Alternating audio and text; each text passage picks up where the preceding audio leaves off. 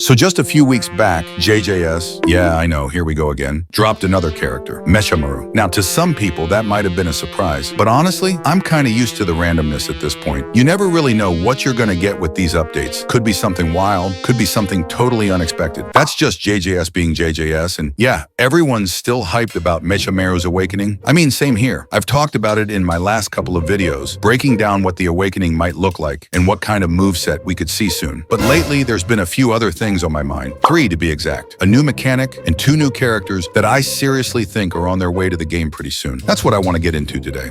And of course, just a quick reminder, this video has a giveaway. 2 game passes are up for grabs if we hit 2,000 likes. To join, all you need to do is like this video, subscribe, watch all the way until the end, and drop a comment with your thoughts plus username. That's it. Simple as that. Now let's get into it. All right, where are we with the game right now? It's come a long way since launch. Still goofy as hell, sure, but unlike a bunch of other games in the same category, it never died out. You know what I mean? So the question is all this enough to keep people playing for the long haul or even pull new players in? The content's solid, especially if you love Jujutsu Kaisen. If you're looking for a JJK style experience, this game's up there. But for the real OGs, we're always thinking ahead. What's next? What else could the game add to breathe even more life into it? I'm not complaining about the current stuff. I play it, I enjoy it. But as a content creator, I'm always brainstorming possible additions that could spark new hype or give the devs fresh ideas. Like I said, I've got 3 things on my mind. 2 of them are characters, stuff I've mentioned in past videos, but today I'm doing a full breakdown of all 3 and why I think each one would be an absolute banger for the game. Alright, so the first thing, and I literally just thought of this recently, add a mastery quest. Now before anybody starts freaking out in the comments, just hear me out. Or,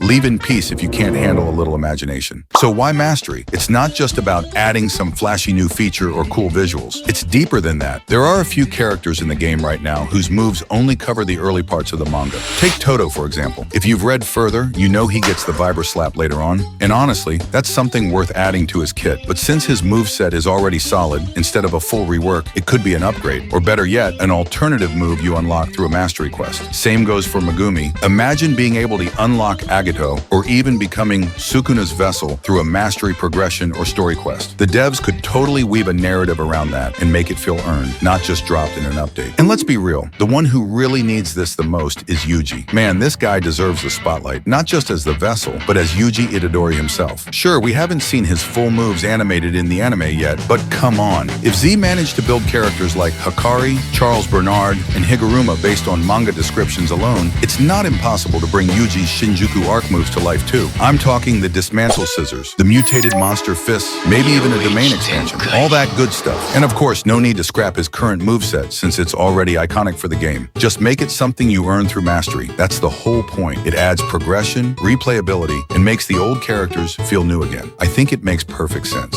Like I mentioned, it's not just about adding the latest moves or some flashy new animations. It's about giving players something more to grind for, something that actually feels meaningful and rewarding over time. I'm throwing this idea out there from the thousands floating around in my head because honestly, this one just fits JJS. It's the kind of feature that could really shake things up. You know exactly what I mean. All right, now I want to talk about 2 characters that I think, finally, it's time to add to the game. I've mentioned these before in past videos, but this time, I want to break down exactly why I think they deserve a spot. First up, Jogo. Yeah, Jogo, the volcano head curse spirit who almost leveled Shibuya with his insane destructive power. You know, the same guy who tried to test his limits against Sukuna and got absolutely played by him. Yeah, that guy. Now listen, the reason I really want to see Jogo added right now over Toji and all the others is because of his technique. His destructive power is just perfect for where the game's at. This is the perfect time to bring in that whole flame explosion vibe. Just imagine a massive meteor crashing down from the sky, tearing through buildings, clashing with Fuga or Hollow Purple. That kind of chaos fits the game's energy perfectly. And honestly, we don't have a true flame element in JJS yet. I'm talking about actual burning environments. Like when Jogo throws a move, flames stay on the ground for a bit, and if you walk through it, you take burn damage. It doesn't even have to be fancy. Could be an explosion, a fireball, whatever. As long as it leaves some lingering burn effect. Think of Megumi's serpent poison, but instead of poison, it's fire damage. That'd be crazy. And of course, Jogo also comes with his domain expansion, which would be another perfect fit. The best part? TZE and the devs wouldn't even have to stress over this one. The reference is right there in the anime. We've seen it all. The lava, the eruptions, the visuals. So it's pretty much an easy pick. But for me, the most exciting part about adding Jogo isn't just the character. It's the potential new mechanic that could come with him. Burn damage, flaming surroundings, explosive visuals. That's something we've never really experienced in JJS yet, and it would totally change the way fights feel.